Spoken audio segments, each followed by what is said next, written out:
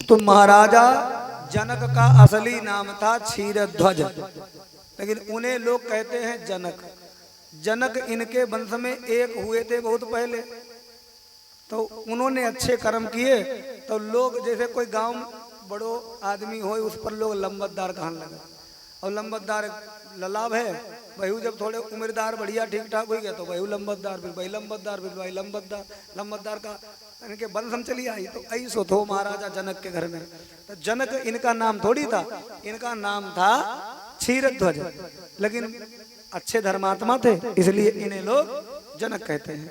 इन्हीं के घर में राजा देवरात जनक को मिला था वो शिव जी का धनुष, उसकी वंश में पूजा होती चली आई कई पीढ़ियों से। तो राजा जनक ने बहुत बड़ा यज्ञशाला बनवाया और उसी यज्ञशाला में वो धनुष रखा था। राजा जनक महादेव के पुजारी थे, देवादिदेव महादेव कैलाशपति को बहुत पूजा पाठ में मानते थे, इष्ट देव थे महादेव उनके। तो वो नित्य प्रति जाते और उस धनुष का पूजन करते थे।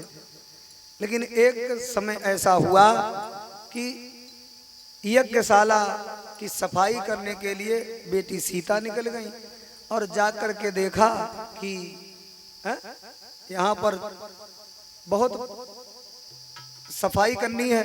सीता देवी ने साफ सफाई कर दी, फिर सोचा कि घर को थोड़ा लीप पोती तैयार कर दे, सजाई दे। ये बिटियां जो घर में जन्म लेती है ना, बिटियां घर में जन्म लेती हैं, वे घर बहुत महाराज सुरक्षित उजरे सुतरे नजर आते हैं। देखो घर में जब बेटा जन्म लेता है तो घर रोता है, घर में जब बेटा जन्म लेते हैं तो घर रोता है, और जब घर में बिटियां जन्म लेती तो घर हंसता है। कैसे? 5 बेटा है और घर में पैदा भय तो घर रोती कहा थी, अब जब बड़े हुई हैं हमारी सब पसुरी पसुरी निकाली 5 जगह बांट ली, हमारो 5 जगह बंटवारा हुई जाइए, क्योंकि सब ईंटे ईंटे निकाल के एक साइड में फेंकी जाइए 5 जगह, भाई 5 हिस्सा बराबर मिलेगा। और घर में अगर 5 बिटिया हैं और एक ही लला हो तो घर तो सुरक्षित रही हो। 5 बिटियां जब सियानी हुई, जब तक विवाह ना उनको हुई जाई, तब तक वही ताल तलैया से मट्टी लाई लाई लाई लाई बढ़िया लीप पोत के तैयार करेंगी, खूब सजावेंगी हैं।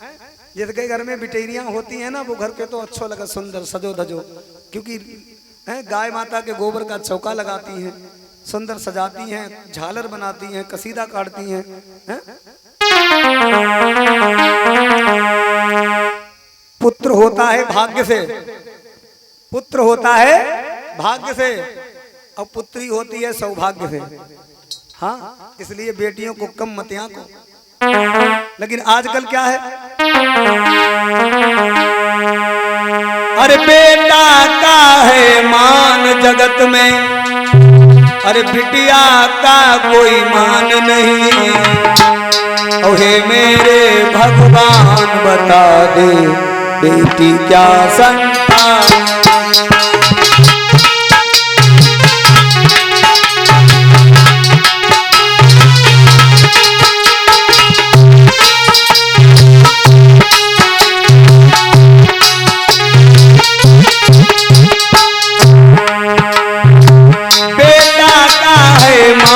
जगत में बिटिया का कोई मान नहीं।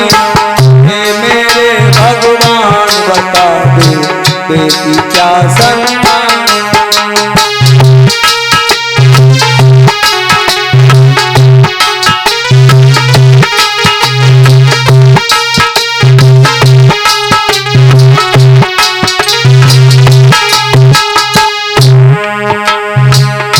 घर घर की रीत है, बेटा जब पैदा होता तो गोले लागे जाते हैं।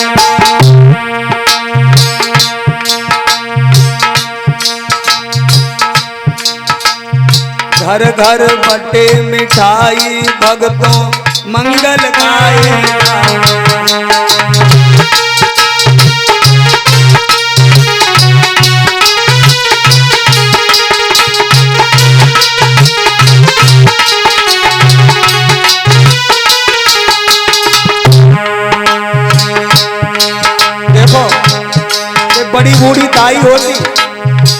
जाती। अब जई निकल के होती अंदर से तो बाहर आदमी बैठे, बड़े बूढ़े बैठे, भाई पूछत का भाव, अंदर से आई रही हूँ का भाव, तो का कभी भाव का एक और आई गई लौड़िया और का, ऐसा बोझ लगती जैसे मानो इनकी प्रॉपर्टी जाएगी सब। लेकिन बेचा भूल जाती कि हमहू तो कहूँ दिन पैदा भई थी, हमहू तो कहूँ बिटरिया थी और लला पैदा हो तो हंसती होती। अब खाती लला जाओ लड्डू बटवा दो लला हो। बेटा जब पैदा होता तब खुशियाँ लोग मनाते, नारी मंगल गाती है और बोले लागे गाते। बेटा है संतान पिता का, बिटिया क्या संतान नहीं। हे मेरे भगवान बता दो बेटी क्या संतान।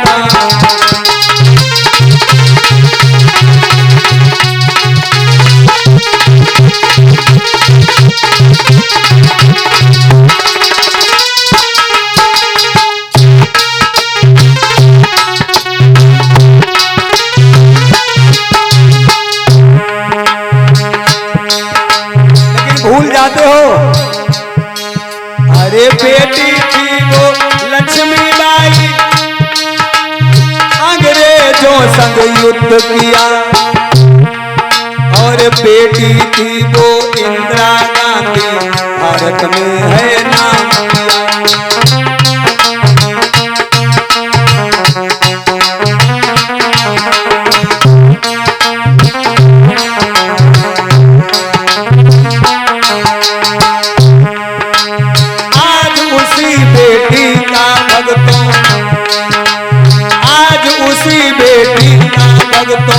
करता कोई सम्मान नहीं। हे मेरे भगवान बता दे कन्या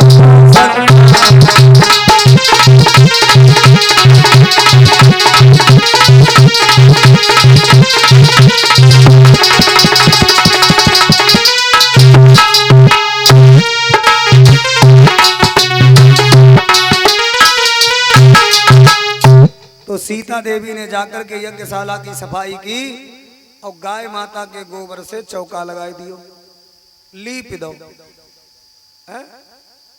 लीपनो तो मालूम है यही सबको। अच्छा लिपि वो दुई तरीका को होते, एक होते सीधे सीधे ऐसे ऐसे कुछ तो ऐसे इकट्ठा करके गोबर रखे दो बाद, एक होते बड़ा झालरदार बढ़िया करके खूब सजाए सजाए झुकियां बनाए बनाए लीप हो जाए। तो देवियों अच्छा तुमने देखा होगा जो महाराज अच्छे घराने की बिटियां हैं और जिन्हें महाराज साफ सफाई करना अच्छा लगता है, भाई एक हाथ से तो लीपेंगी और एक हाथ कतई खाली रखी, एक बढ़िया हाथ सुरक्षित कतई साफ सुथरो रही। उससे वो क्या करती हैं, उससे अपने वस्त्रों को संभालती रहती हैं कि महाराज मेरे कपड़े भी गंदे ना हो, और कोई चीज़ अगर बीच रास्ता में या कहीं पर रखी मिल जाए तो वे उससे उठा उठा करके रखती जाती हैं और लिपती जाती हैं। तो सीता मैया भी पूरे यज्ञशाला को लीपती जा रही थी, एक हाथ खाली और तब तक आई गई धनुष के किनारे। एक हाथ तो खाली है, एक हाथ से गोबर को चौका कर रही थी, लगाई रही थी, पुताई कर रही थी, लीप रही थी, और एक हाथ से वो धनुष ऐसे मैया ने उठाया, लो बाएं हाथ से धनुष उठाया और दाहिने हाथ से उसके नीचे भी लीप दो और बढ़िया करके खूब बढ़िया लीप करके फिर वो रख दिया और साफ सफाई करके स्नान ध्यान करके कहने लगी पिताजी यज्ञशाला की मैंने सफाई कर दी और लिपाई भी कर दी, जाओ पूजा करे आओ। राजा जनक अक्षत पुष्प और आरती सजा करके उस धनुष की पूजा करने गए।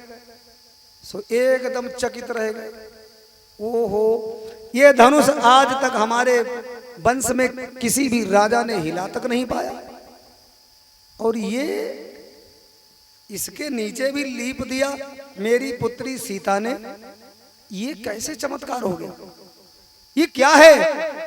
दौड़ करके गए अपने गुरु सतानंद के पास। कुल गुरु सतानंद, जब मेरे घर में बिटिया है या कोई भगवती है, मुझे समझ में ना आए रहो, जो धनुष हमसे काऊ से हिलते ना है और जाने उठाए लियो। सो भाइयों विद्वानों ने कहा एक अवश्य कोई भगवती है, अवश्य कोई देवी है तुम्हारे घर में। भाइयों राजा जनक ने मन में सोचा कि अब जा देवी के लिए देवता कहाँ ढूंढे। भाई हमारी बेटी धनुष उठा लेती है तो वर ऐसा होना चाहिए कि धनुष को तोड़ दे, इतनी शक्ति उसके अंदर होनी चाहिए। अगर मेरी बेटी के अंदर शक्ति है तो शक्तिमान की आवश्यकता है, शक्तिमान को कहाँ ढूंढने जाएं? मेरे भगवत प्रेमियों, राजा जनक ने सोचा और कोई तोड़ ही नहीं पाएगा।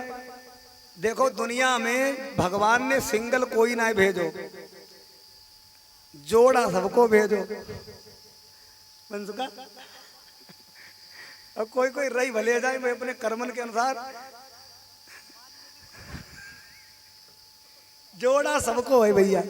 रात को दिन से जोड़ा है, आगी को पानी के साथ, है ना, ध्यान देना। और महाराज नर को नारी के साथ है, सबका जोड़ा है। तो विद्वानों ने कहा कि इन्हों को कहूं न कहूं जोड़ा हो ही गो, लेकिन जोड़ा मिलाने के लिए तुम इसी धनुष के तोड़ने का एक शर्त रख दो, जो धनुष तोड़ेगा उसी के साथ बेटी का विवाह करेंगे। ए भैया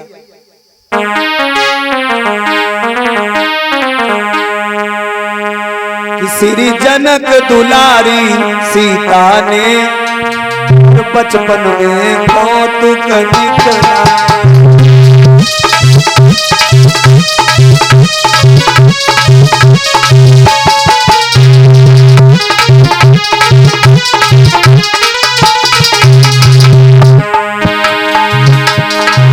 श्री जनक दुलारी सीता ने बचपन में कौतुक दिखलाया। श्री शंकर जी का महाधनुष उनके हाथ से उठा।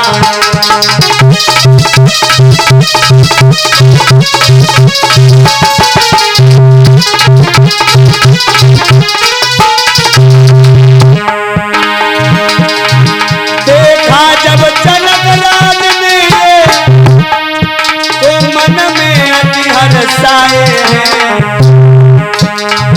दरबार में तुरंत पहुंच करके सबको ये वचन सुनाए।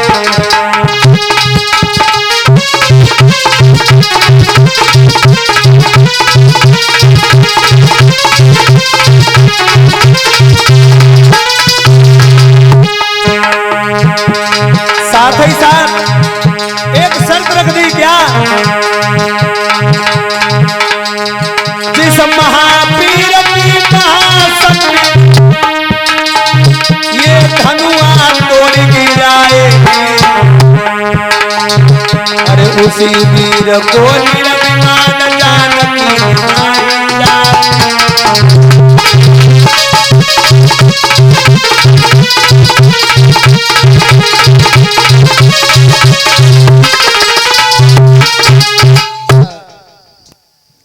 मेरे भगवत प्रेमियों, अच्छा लड़की वालों ही जोड़ बढ़िया मिलाई सकते।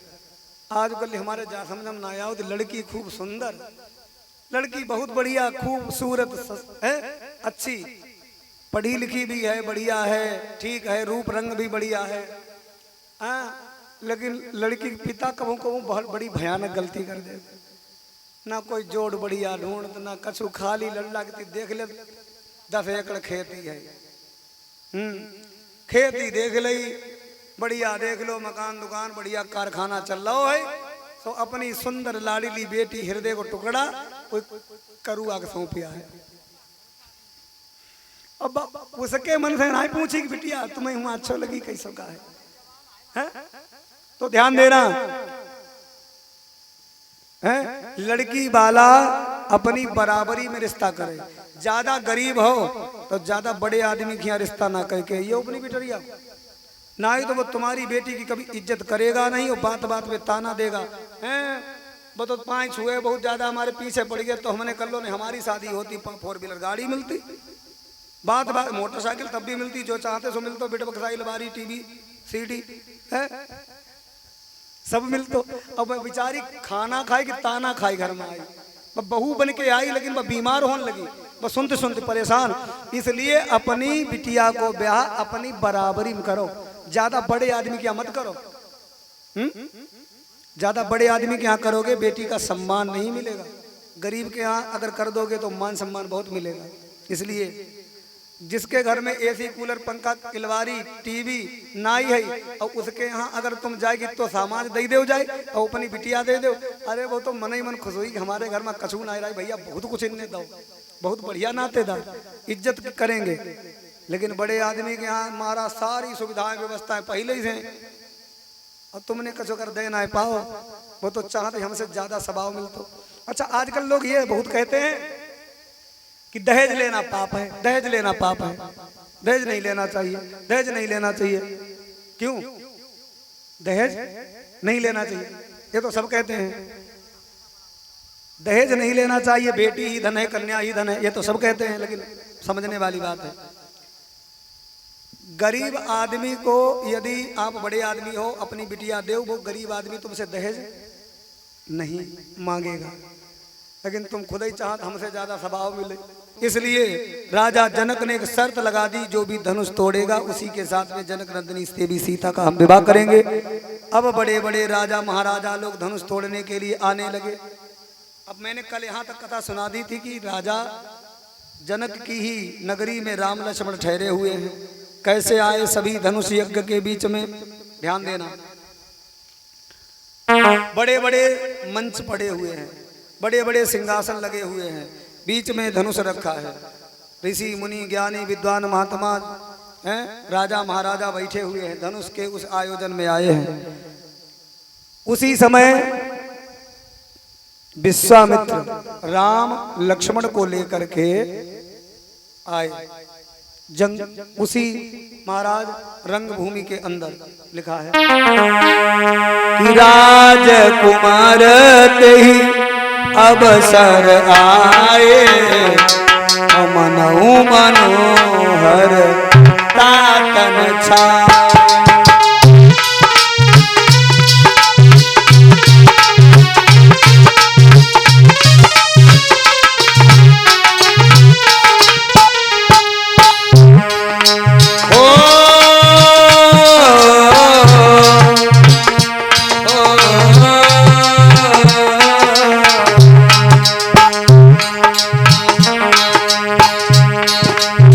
जिनकी रही भावना जैसी प्रभु मूर्ति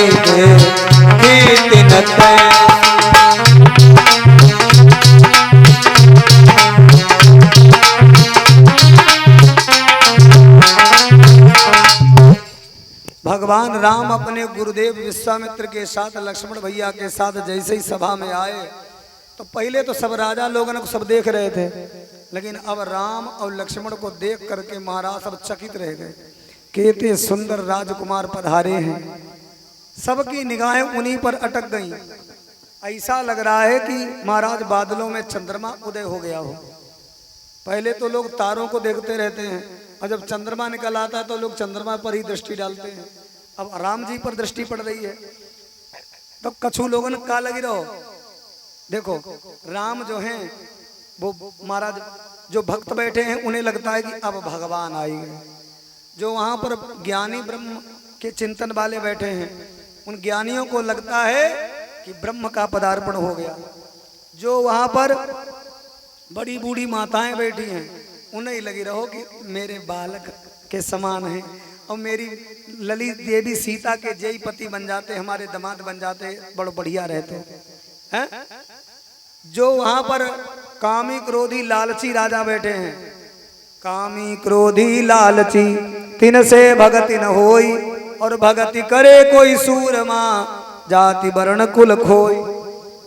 भक्त राजाओं को भगवान नजर आते हैं लेकिन दुष्टों को लगता है कि हमारा मान घट गया इनके आने से। उन्हें लगता है कि हमारे दुश्मन आ गए।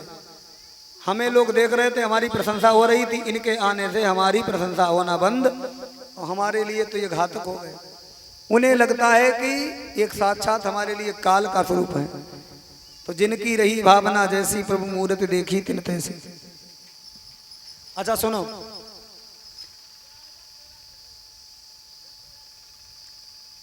एक चिड़िया पेड़ के ऊपर बैठी थी। एक चिड़िया पेड़ के ऊपर बैठी थी और वह कुछ बोल रही थी। उसकी बोली एक मुल्ला जी ने सुनी। ध्यान दो कथा में। एक मुल्ला जी ने उस चिड़िया की बोली सुनी। मुल्ला जी क्या बोले, देखो जब चिड़िया खुदा को याद कर रही है, परवरदिगार को याद कर रही है, साफ साफ कह रही है सुभान तेरी कुदरत, सुभान तेरी कुदरत, सुभान तेरी कुदरत। तब तक एक हिंदू महात्मा आई गए, मुल्ला जी का डांटन लगे, ए बाबा तुम्हें ना मालूम मुल्ला जी, जब चिड़िया सीधे सीधे कह रही है राम लक्ष्मण दशरथ, राम लक्ष्मण दशरथ, राम लक्ष्मण दशरथ। तब तक एक पहलवान दौड़ता भागता वहां से निकला। उसने कहा ए बाबा जी, जब चिड़िया जा कह रही है अगर शरीर को व्यायाम करते रहो, रोज शरीर स्वस्थ रहेगा, करते रहो दंड मुगदर कसरत, दंड मुगदर कसरत, दंड मुगदर कसरत। तब तक एक व्यापारी निकला। उसने कहा तुम तीनों लोग झूठ बोल रहे हो। जब चिड़िया जा कहते है हल्दी मिर्चा अदरक, हल्दी मिर्चा अदरक, हल्दी मिर्चा अदरक। अब चिड़िया एक अकेली बोल रही, वही की बोली सुनने वाले अनेक। मुसलमान जो मौलाना है भाई कह रहे जा कह रही सुभान तेरी कुदरत। हिंदू महात्मा ने बोली सुनी, भाई कह रहे जा कह रही राम लक्ष्मण दशरथ। पहलवान ने बोली सुनी, वो कह रो जा कह रही है दंड मुगदर कसरत। और व्यापारी बेचन वालों उसने सुनी, उन्हें कह जाता हमारी बात कहा हल्दी मिर्चा अदरक, हल्दी मिर्चा अदरक। तो साथियों बोली सुनन वाले अनेक, कथावाचक एक। काऊ काऊ को कथा बढ़िया लगत, काऊ काऊ तो मन में जा सोचे जब का सुनाओ कछु पल्ले ना पड़त। तो भैया जिसकी रही भावना जैसी, प्रभु मूरत देखी तिन तैसी।